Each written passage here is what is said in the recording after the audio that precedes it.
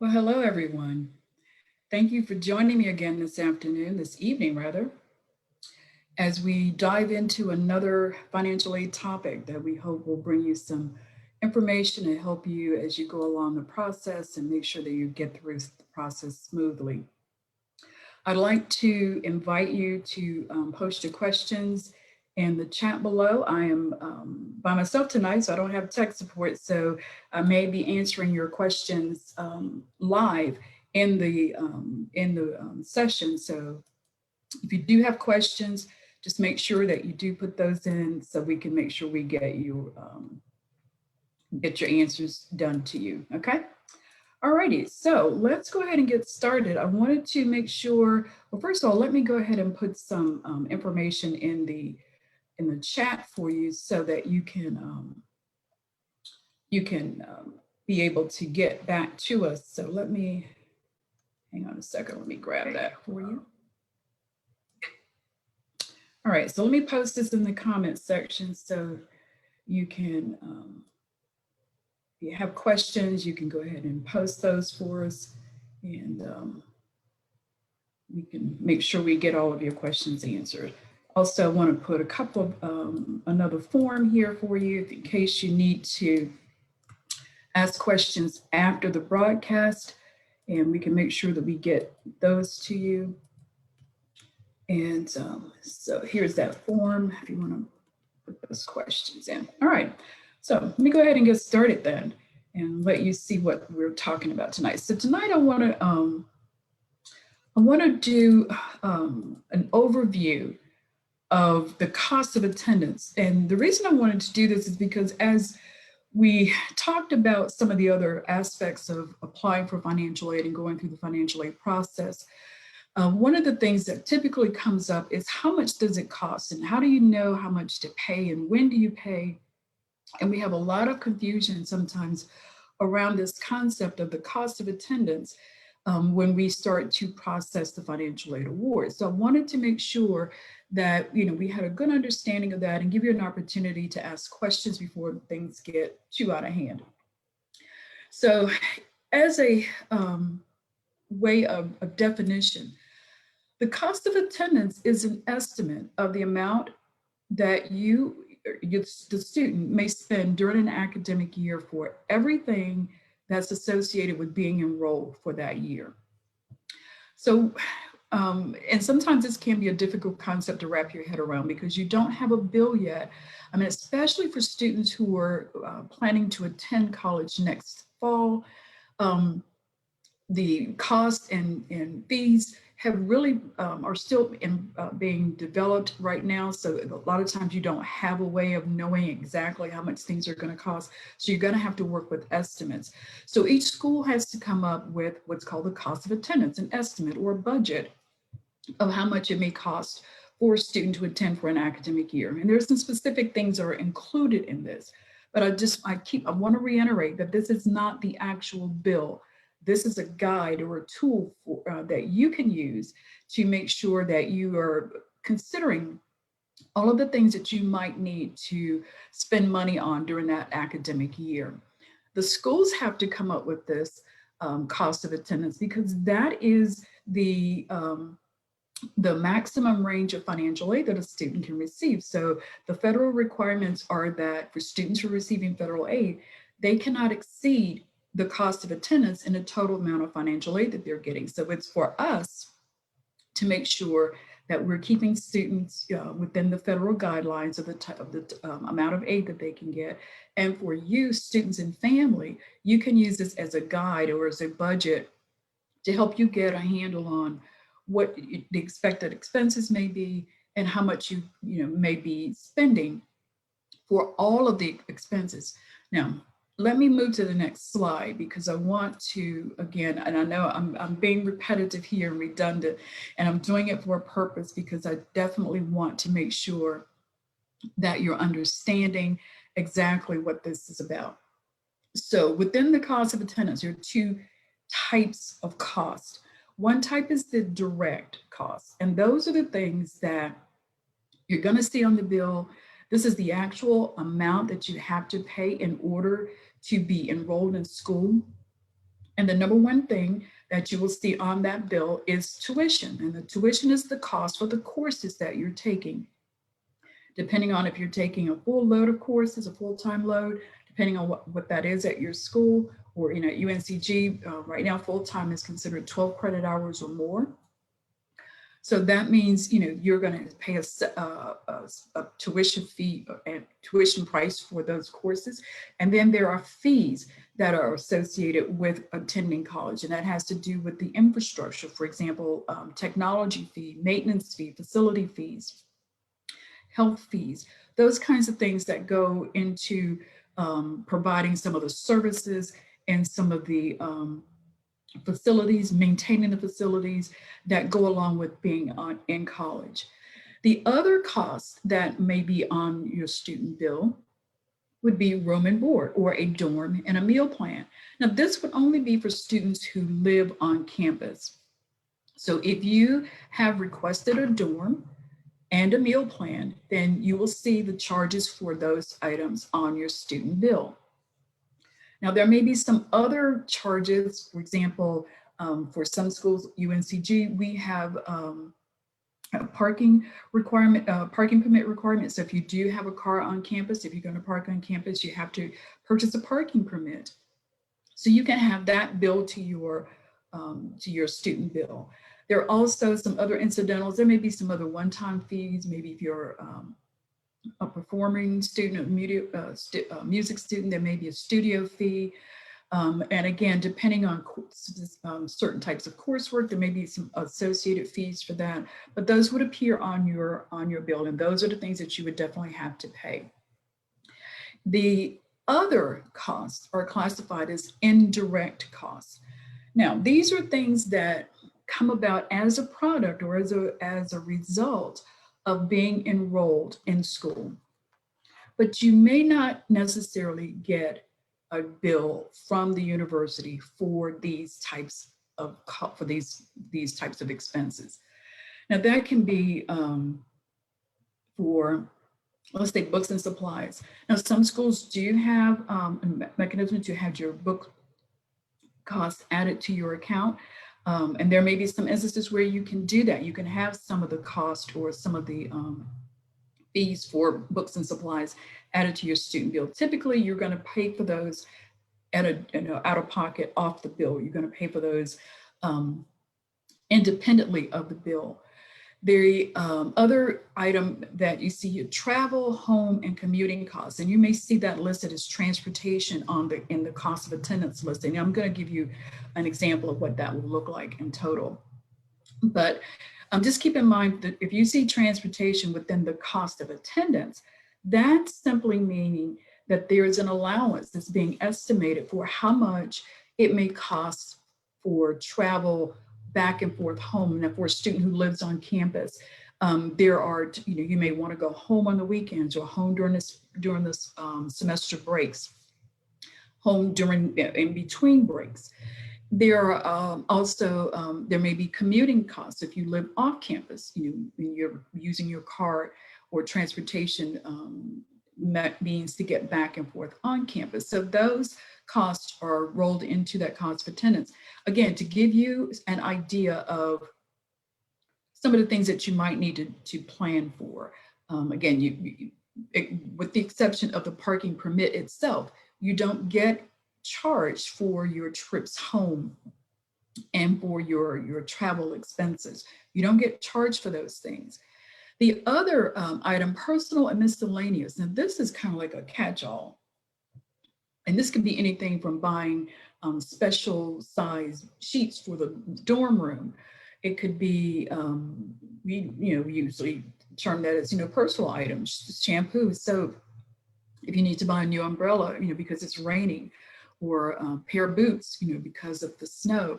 So there could be a number of different things that would be rolled into that personal and miscellaneous category. These are things that you find that you need because you're now a student.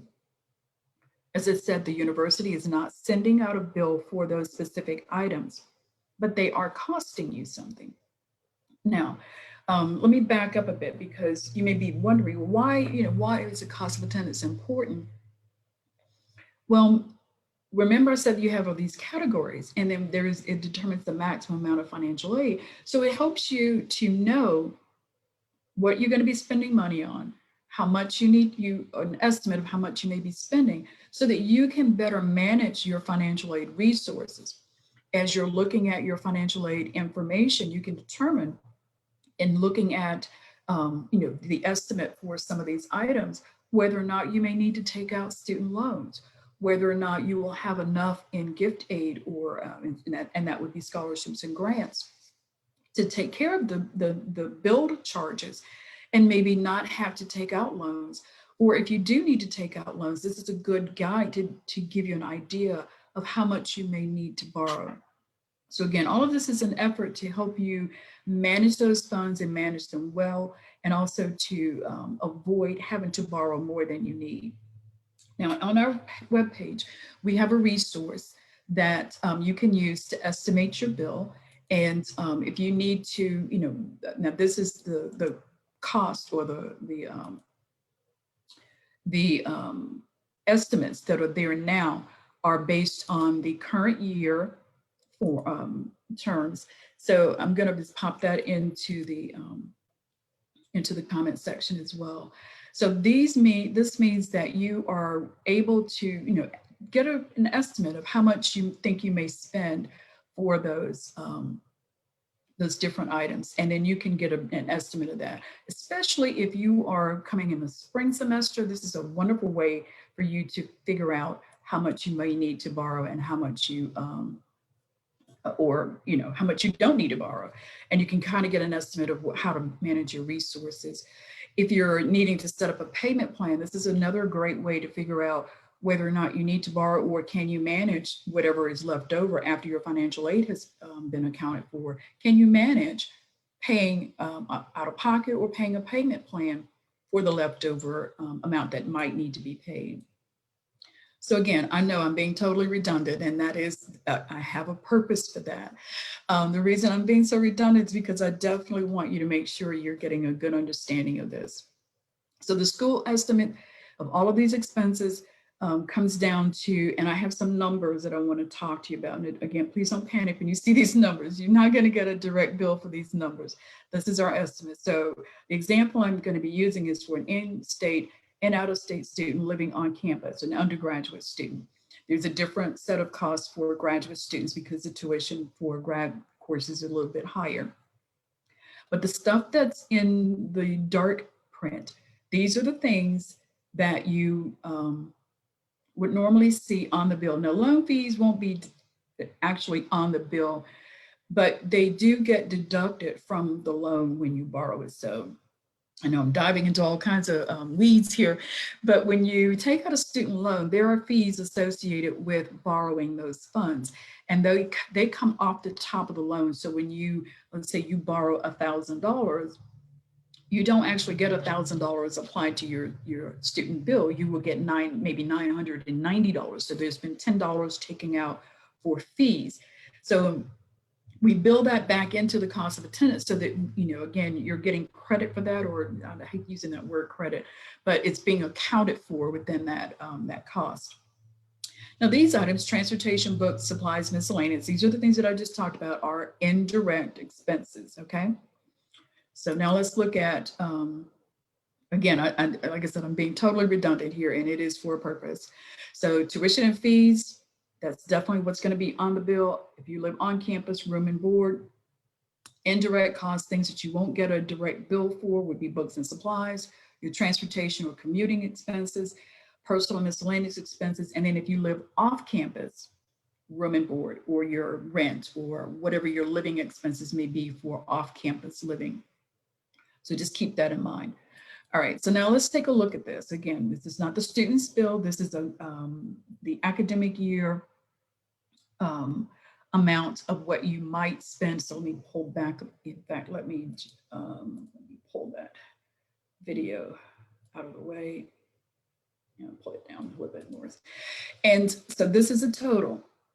And you can see here the tuition and fees, room and board, books and supplies, transportation, loan fees, and personal miscellaneous. Now, on the next screen, I have it broken down by semester because your aid is paid out by semester, you are billed by semester. So it's helpful to look at it in, by semester so that you have a better understanding of how these things work. Okay, so you have tuition and fees. Again, these things are going to be your direct cost. That's going to be on the bill. But this cost of attendance is not on the bill, okay? So you won't see this. Your dorm, meal plan will be on the bill if you live on campus. If you do not live on campus, that will not be on your bill, okay?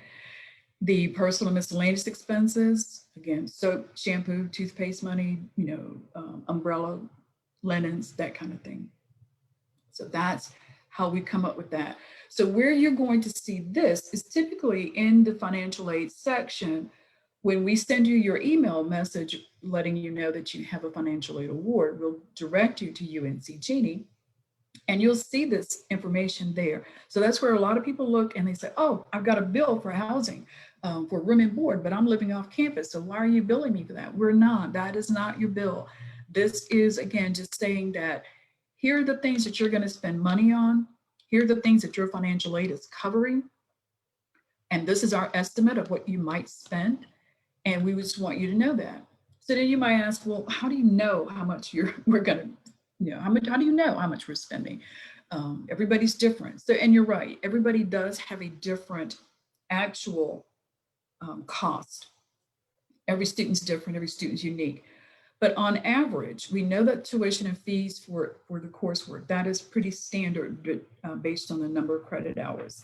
The dorm and meal plan, yeah, there are different number of configurations of dorm rooms and the prices. So they do vary. So for our cost of attendance, we use the estimate, we use the most frequently used dorm room for freshmen, for new students, for new freshman students. The other thing that we do to come up with some of these numbers, we do a lot of research and we do surveys. So this year we did do a survey of our current students, asking them to tell us, how much did you spend in these items? How much did you use, how much did you spend on books? How much, if you lived off campus, how much did you spend in buying food? How much was your rent on average? So we compiled all of that information and we're going to use that information along with some research using the cost of living within the Greensboro area. We look at the USDA tables for food costs and for living expenses. So we do a lot of research, put a lot of time and effort into developing this. So it's not just, we don't just throw numbers up in the air and just like, oh yeah, that looks good, let's roll with that. So there's a lot of research that goes into this, and our students, by providing that information on the survey, also give us information so that we can come up with the estimate that is more realistic and closer to what you may be actually spending. Now, as I said, UNCG has over 20,000 students, so it's really difficult for us to nail down a specific budget for everybody. So that's why we have to do the average and why we have to do the estimate. So that way, at least we're coming within the ballpark. And, hopefully, and typically, this is enough. Students are able to meet these costs. And in many cases, their costs are not as, not as high as our estimates here, which is a good thing because that means you're spending less money. But I just want you to see that so that you know that it's not a factor of just kind of making that up, and that, this is not your bill. You will get this in this information. The cost of attendance is in the award letter. You'll see it as a COA or in the award section of your financial aid page within the student portal called UNC Genie for UNCG students. Now, other students, if you are attending other schools, it may be different, but I do want you to make sure that you're following through your financial aid office or through whatever student portal, whatever access you have to your student information, that you're able to get to this information, you're able to access it and see what the cost of attendance is for your school. Now, for our brand new students or prospective students who are trying to figure this thing out and trying to decide, well, how do I know, how much each school is? This is how you know. This is what the comparison that you're going to be using when you're trying to determine which school, is going to be affordable, or, how do you make that determination? The cost of attendance is one of the best tools to use, because each school has to go through this whole process of determining what are the average costs for a student during an academic year. Now, we don't have the numbers just yet for the upcoming 2021-2022 school year. We'll have those out probably in a few months, and then we'll be able to move from that. The numbers that we're working with here are for the current academic year, for the 2020-2021 year. So if we have students who are transferring in the spring semester, these are the numbers that you're going to be working with, but these are the estimates that we're going to be working with. So I just wanted to make sure that you saw that and that you had some idea of what that looks like, so that you don't completely panic when you see that in the award. And again, I know it's disconcerting and stressful. Like, well, then the next question is, well, when do we get the bill? Well, the bills are generated when students register for classes. So at UNCG, we have a summer orientation program, and all of our first year students attend that program. And during that time is when you register for the fall classes. And after that program has concluded, students will receive a notification that they have a bill, and they will have a time limit or a date which to pay the bill. But the bills are generated based on when you register for classes. So right now, none of our new students have a bill.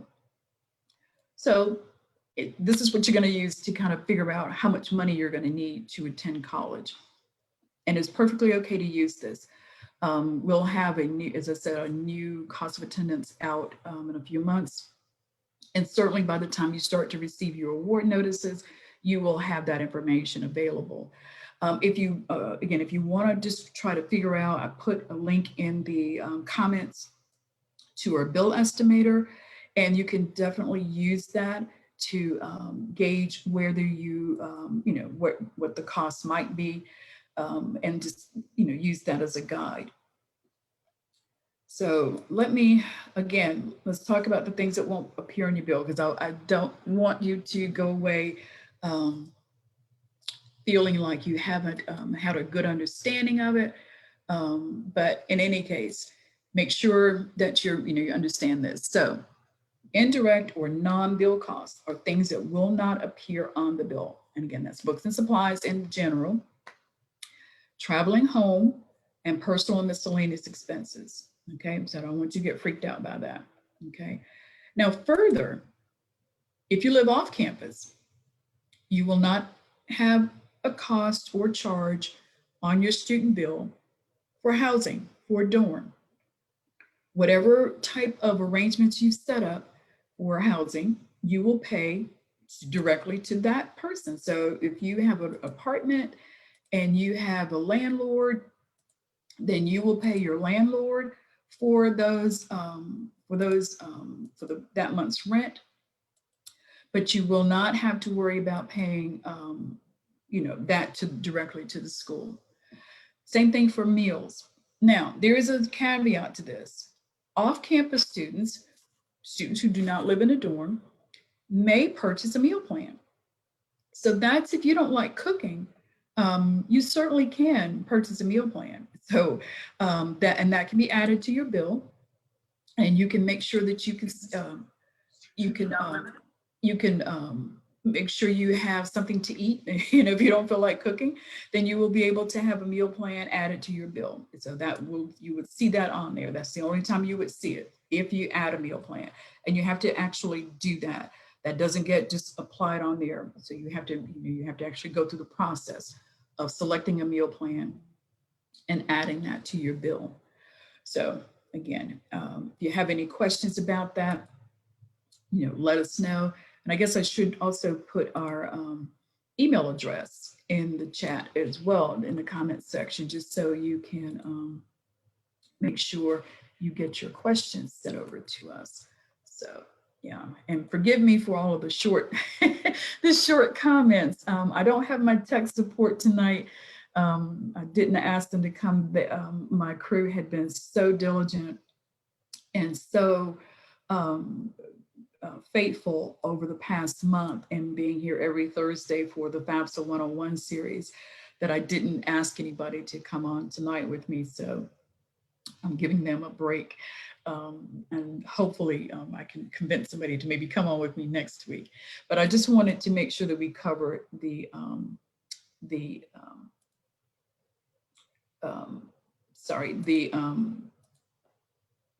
FAFSA cost of attendance stuff. I'm sorry, I'm getting all confused now. Cover the cost of attendance. One of the other things I wanted to do tonight was also answer some of the questions that we got through our Google form from the previous FAFSA sessions. Some of them we didn't get a chance to answer. They may have come in after the session, after we were done, so we didn't get a chance to answer those. So I did want to kind of touch base with that. Some of them we tried to answer, and we probably did, but I just wanted to make sure that if you were one of those who submitted a question, I didn't want you to think that we ignored you. Wanted to make sure you got an answer and at least got some measure of closure. The Google form is there, so if you have more questions, I encourage you to go ahead and put your question there. And you might want to also put your email address there so that we can make sure we get an answer directly to you. I don't want you waiting too long for a question to be answered. So one of the questions was, what are the requirements to applying to your school? And I will have to direct you to our undergraduate admissions office so that they can make sure that they work with you and make sure that you are able to get that information. So if you would you can just go to our website, uncg.edu, click on the link for undergraduate admissions, and they have a wealth of information there to guide you through the admissions process.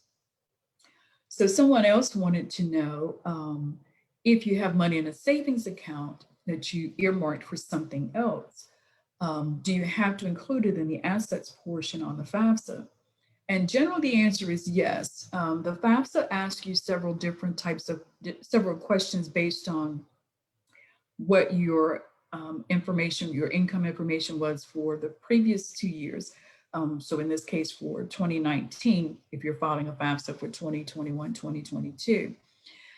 Then it also asks you for your situation or your status as of now. And one of the things that has to be entered as of the date you're filing the FAFSA is your asset information. So in that case, then yes, you would list that. Now, there are, we talked about in one of our sessions, special circumstances. If, we're happy to listen to whatever your situation is and help decide if that's something that can be adjusted.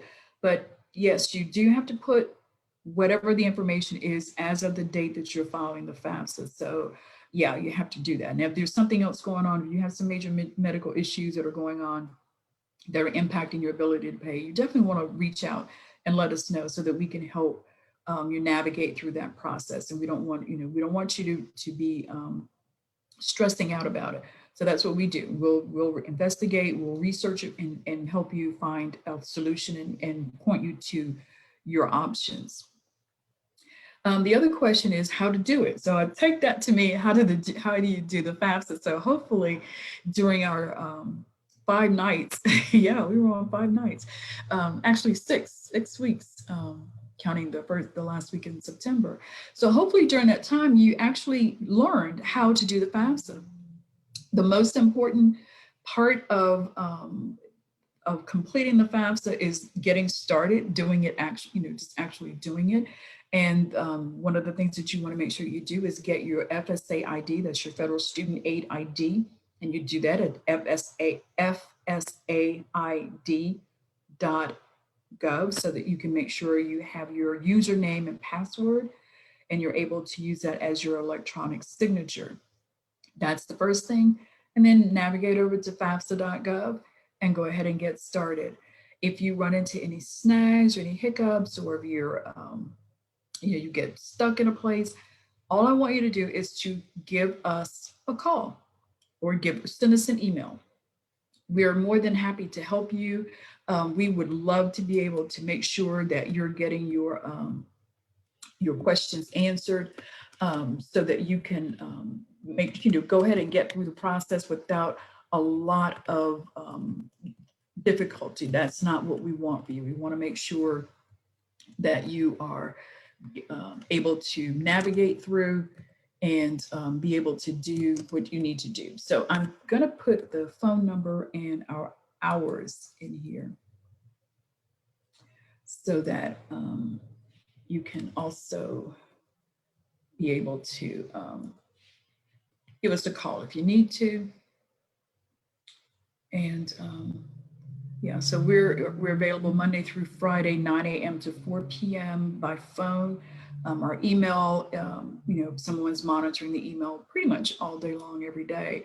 So if you have questions, we definitely want to encourage you to email those to us so that we can help you out with that.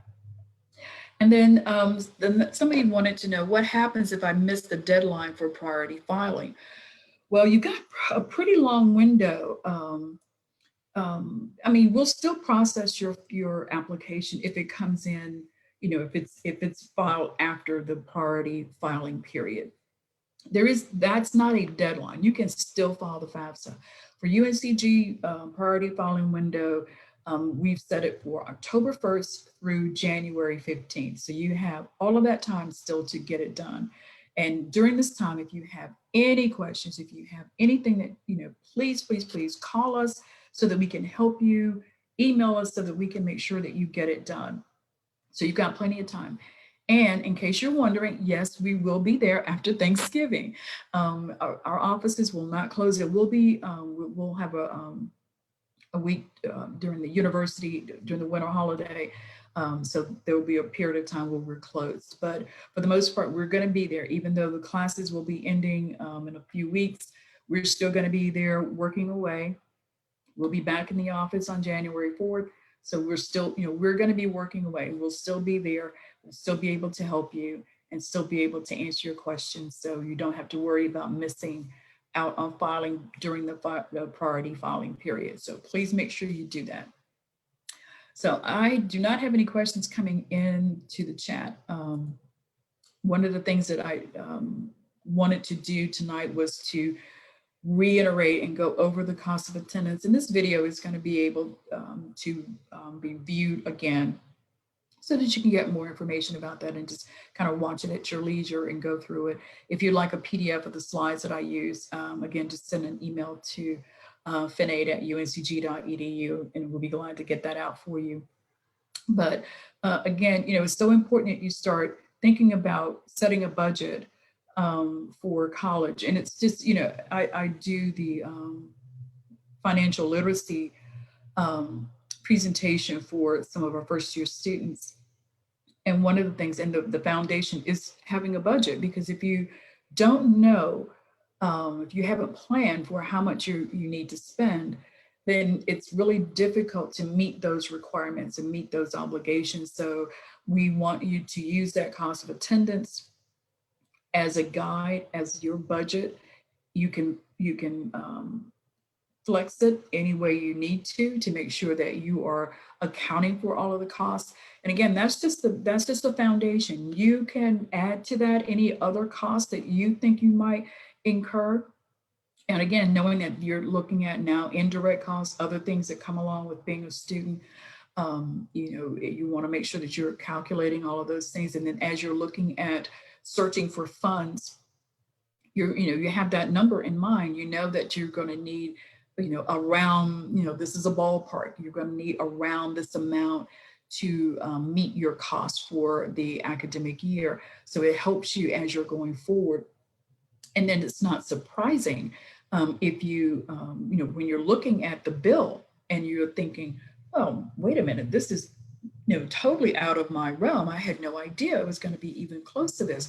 Well, this cost of attendance will help kind of minimize some of that shock when you do see the bill. And again, because there is such a length of time between getting the financial aid award and getting the bill, there can be some disconnect there. So again, just remember, cost of attendance is not your bill. It is a budget to help you when you get the bill. The bill will come, again, I reiterate this for prospective students, and our students are going to be joining us in the fall semester. You won't get a bill until summer, probably sometime in July. So that's when you will know your exact cost, or close to your exact cost.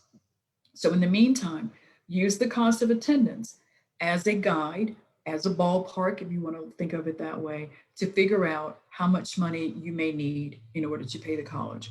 Remember that your direct costs are those things that appear on the bill, not necessarily, you don't worry about, the transportation thing, because that's on you. And I usually tell families, first time college families, if there are items that you are already taking care of, if you're already buying clothes, if you're already buying some of the personal items, as you're looking at some of these expenses, focus on those things that you will need help with. Because if you already got this covered, then you may not need to worry about covering that. So you want to look at those direct, that's why you want to focus on the direct costs. And now for living expenses, you definitely want to include that. Even though you may not get a bill for living expenses, you still want to factor that in as one of those items that you definitely want to keep an eye on and make sure you're budgeting for, because you definitely want your kid to have some place to live. We do too. We don't want them living in a box somewhere. We want them in a nice, warm, safe, dry place and with plenty of food so that they can do well. But one of the things that you do have to keep in mind is that don't panic. Not everything that you see in that cost of attendance is going to show up on the bill. Tuition, fees, and if your student is living on campus, dorm and meal plan. Those are the items that you will see on the bill. Now, if any of this is, if you still have questions, or you need more explanation about any of the things that I've covered, I definitely want you to reach out to us. Excuse me. So this video will not be a full hour. I just wanted to cover the cost of attendance, and typically when I'm doing this in a session, it doesn't take an hour either. If you, as I said, if you have questions or you need more information, just let us know. So again, thank you for joining me. I really appreciate you being here. I thank you for watching. Hopefully you will come back and check out the video and ask us questions as you need. I will try to come back for maybe a little bit longer next time. And the next week's session will still be on money matters. It will actually be geared more toward a financial literacy slant. So we're going to talk about managing your student loans. And so I may come back to some of the concepts that we talked about in the cost of attendance, because again, and of course, we're definitely going to talk about a budget, but managing student loans and just kind of going through some of the definitions of the types of loans and things that you need to be concerned about. For new students, some of the things you'll need to do in order to get the loans at the outset, and how to know how much you need. Again, so I'll be referring back to the cost of attendance here. All right, so good night, everybody. Have a great time. Enjoy your evening, and thank you for joining me, and I'll look forward to being with you again next week. All righty, take care. Bye-bye.